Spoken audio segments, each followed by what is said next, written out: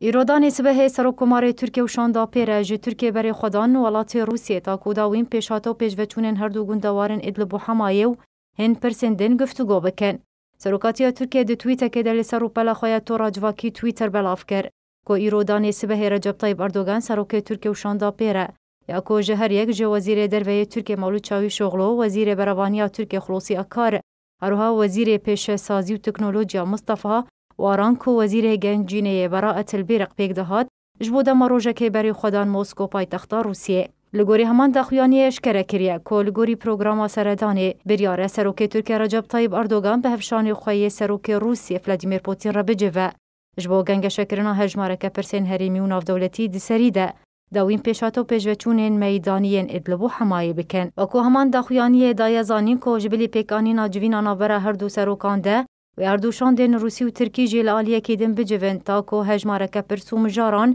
ده سری ده داوین پیشاتین روشا سوریه گنگشه بکن.